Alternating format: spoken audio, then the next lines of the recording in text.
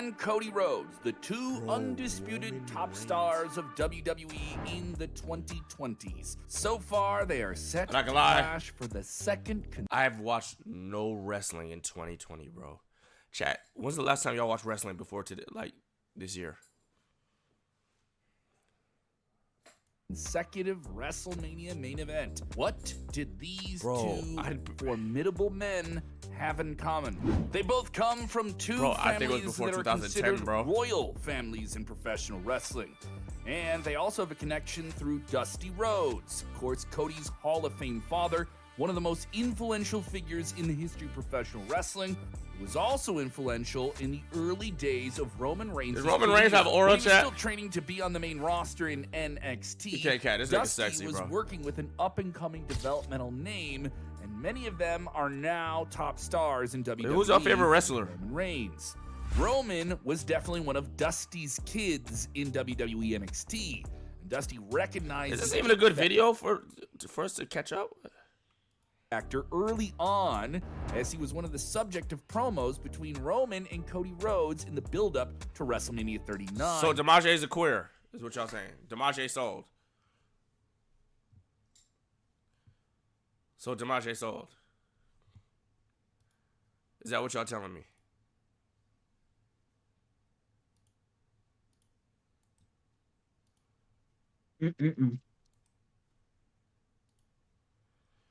Literally chatting, literally catch you up on everything. In Los Angeles in 2023.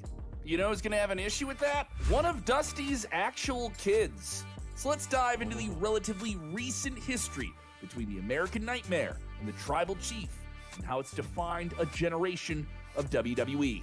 This is Sports Key to Wrestling. I'm Kevin Kellum. Let us know who you're picking. Is it Team Cody or Team Roman? Let us know in the comments below. Roman Reigns has been playing the mind games to sustain his Logan Paul been Universal Championship. Ragey, can you get on Beyond Two Souls, please? You're almost done with it, Daddy, and can you also fuck me like how did you did my Via Hennas in Epstein Island? Champions in modern professional wrestling.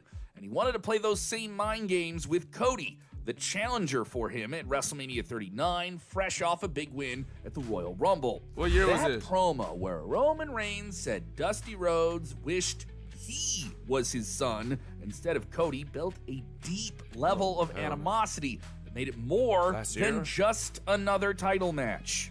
Apart from the comic... Bro, I need lore that's catching me up from like 2009 or some shit, bro. Like... ground from... I know nothing what's been going on since then, bro.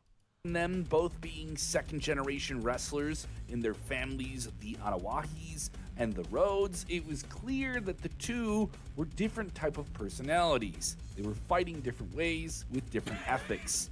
If you look at their wrestling journey, there's quite a contrast, yet that familiar connection of them being brought up in the business. Cody was raised in it, his hair almost as long as mine, and had a period of success in the mid-card in WWE. Roman Reigns, though, never had to leave WWE. He, unlike the prodigal son Cody, never had to stray away from the multi-million-dollar nest. That nigga has a perfect jawline, like pure light, looks like a bright and golden. Looks like a fucking the sun dickhead, shines like a punchable brightly. ass face. As the atmosphere simmers, a small lightning bolt trips through the sky. Down below our bright guardian is a sprawling savanna, vast and empty, except for your typical fauna. A bed of elephant grasses.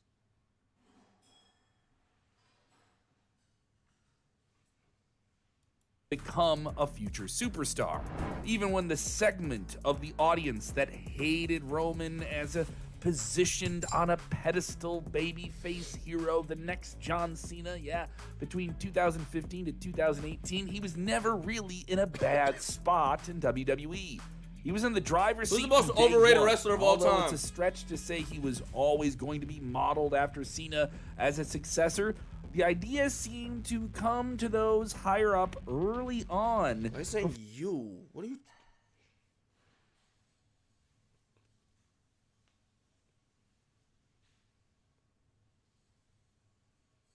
For maybe even he started that main roster run. Some have speculated about that. WWE put Roman on that pedestal, and he stayed there ever since. And to his credit, he has reinvented himself since 2020, evolving into the wrestling equivalent to a of Darth WWE Vader theme song, you woofa-foo. Tribal Chief reboot in 2020, which started his historic hubris-driven WWE Universal title reign, which is still going as I speak and record these y'all words niggas right not now, seeing me in SmackDown let versus alone Raw. launching the Bloodline, which is probably one of the greatest factions of the last 20 years or so. For Cody Rhodes, it started in a similar fashion. Oh, it just wasn't. Be 100. Y'all literally just wasn't. Y'all literally just was not. Just was not. Entering right away into WWE in the mid-2000s, introduced to most fans while Y'all niggas was like, how the fuck old were y'all, 2?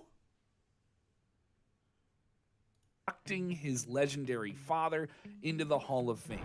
He would go on to be featured on screen with greats like Randy Orton in the Legacy Group, capture the tag team titles, evolve into various incarnations of truly expressive wrestling characters.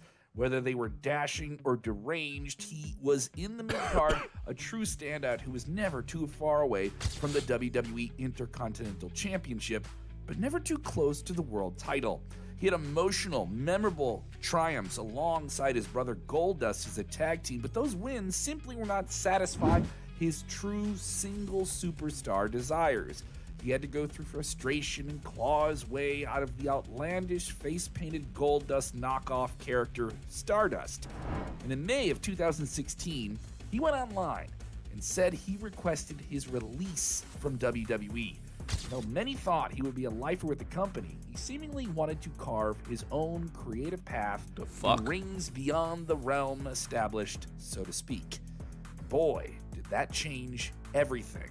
Not just his wrestling career, but the careers of many others. Crafting his own brand as the American Nightmare, he turned himself into one of the hottest stars in all of wrestling, not just outside of WWE.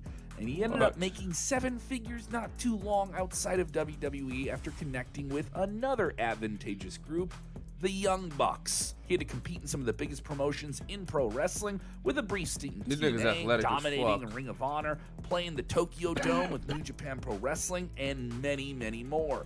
He was proving that he had something that WWE had slept on, and he was drawing money with it everywhere he went. And then there was AEW, All Elite Wrestling, where he was one of the figureheads, executive vice presidents of the first really well-financed challenger brand in pro wrestling, the first one to step up against WWE since 2001 with the fall of WCW. He was a key figure in that, and helped take them to the point of becoming wrestling's undisputed #2 company. He didn't just create a new path, he helped foster the growth of a whole new kingdom in pro wrestling. That's hard. Come 2022, he rolled the dice once again. Another risky but very successful decision when he decided to leave the world of All Elite and return to his own planet, if you will. Yes, Cody Rhodes was not simply just coming back to WWE. WWE was coming back to him. It says a whole lot when then WWE boss Vince McMahon personally flew out to negotiate with Cody Rhodes to get him back in the fold and have him come home to reclaim the original kingdom. Roman Reigns may have headlined WrestleMania 38 in 2022 and left it still champion, but that Cody Rhodes, he had one of the most memorable, goose-bumping, inducing returns in WWE history. Coming out with rumor and speculation, no direct advertising as the mystery man to face Seth Rollins, and he came out to his own music, his own logo, all crafted away from the WWE machine, with that same machine now very much steaming behind him from Roman Reigns. And many people thought this was it for Cody. He could be the guy to take down Roman. The animosity and the slow burn in their feud finally boiled into the match where once again, the air got sucked out of an open-air stadium in SoFi with the Roman Empire not falling. No, everybody from the bloodline interfered again. The second the bell rang, even the most dialed-in fans that were there, I was one of them, knew we were going to have to wait maybe a whole year until the next WrestleMania to feel like Roman was in any danger of losing that title. Another path to redemption for Cody Rhodes started the next night on Monday Night Raw right after WrestleMania. He demanded an immediate rematch only to get sidetracked, a big sidetrack, in the form of the Beast Brock Lesnar. And when Cody demanded that rematch, Brock Lesnar, fuck. Sama Broad ass shoulders, wide ass shoulders, bitch. Come on. Fuck. Brock Lesnar. Away from the bloodline on SmackDown, and he would team up with Jey Uso, who defected from the bloodline, and they would become undisputed tag team champions. They only got to hold it for a whopping 9 days, though. There was a clever long-term reason for Cody Rhodes to become one half of the Undict. They did a great job of rebuilding Cody Rhodes. Just one night after WrestleMania 39, with the Roman Empire not falling, no. Bro, this new keyboard has no arrow keys. Shit. Oh, wait, is it still WASD? No, it's not. Bro, this new keyboard has no arrow keys. Ew. Look, I gotta fucking... Look how small this keyboard is, chat. Look. It's a gamer keyboard, bro. It's literally just the letters. Then 1, 2, 3, 4, 5, 6, 7, 8, 9, 10. I mean 0, and then enter backspace. It doesn't even go up half my forearm, bro.